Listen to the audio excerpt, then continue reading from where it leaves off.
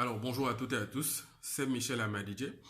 Aujourd'hui, nous allons parler des pressions politiques sur l'audit interne au sein des entreprises. Et comme vous le savez, l'audit interne a une fonction qui subit beaucoup de pression, que ce soit du management, de la gouvernance ou des audités. L'audit interne a une fonction qui subit beaucoup de pression.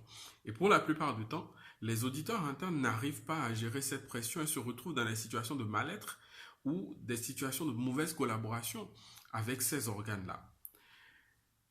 Les pressions politiques, elles sont d'autres diverses et elles dépendent aussi de la position dans laquelle l'individu ou l'organe se tient. La plupart du temps, les pressions politiques vont dans le sens où l'auditeur interne doit modifier son analyse ou modifier ses recommandations ou modifier son rapport. Alors, en quelques mots, je voudrais vous donner quelques astuces pour pouvoir faire face à ces pressions politiques. L'un des biais en matière d'audit interne aujourd'hui, c'est que nous ne communiquons pas assez au sein de nos entreprises sur le métier d'audit interne, ses objectifs, sa finalité et ses outils.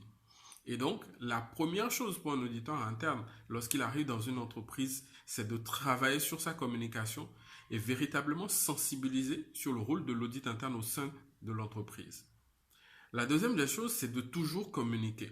Lorsque vous faites une mission d'audit interne et que vous allez rendre un rapport, il faut toujours communiquer. Communiquer efficacement pour pouvoir véritablement avoir un échange avec les audités sur ce que vous avez mis dans votre rapport. Et ensuite, communiquer efficacement avec la direction générale sur le bien fondé de vos recommandations, mais aussi sur le bien fondé de votre analyse. Et donc, c'est ce que nous ne faisons pas assez. Lorsque nous produisons nos rapports d'audit interne, nous les envoyons juste. Et en réalité, il faut communiquer beaucoup.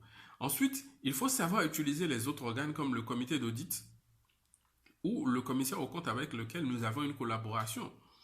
Et donc, s'il arrive des moments où vous subissez des pressions par rapport à tel ou tel sujet, il faut soit vous en référer à votre comité d'audit, soit déjà en parler avec le commissaire aux comptes avec qui vous avez des réunions périodiques pour que lui aussi, dans sa position légale, puisse revenir sur cet aspect de votre rapport d'audit. Cela vous crédibilise et cela vous permet aussi d'avancer sur ce point. Et donc, ce sont trois aspects de la chose sur laquelle je voudrais insister aujourd'hui pour les auditeurs internes. Et si vous avez besoin d'en savoir plus, rejoignez-nous sur notre séminaire ou sur notre webinaire qu'organise le cabinet Alpha 2 SEO. Alors, à bientôt.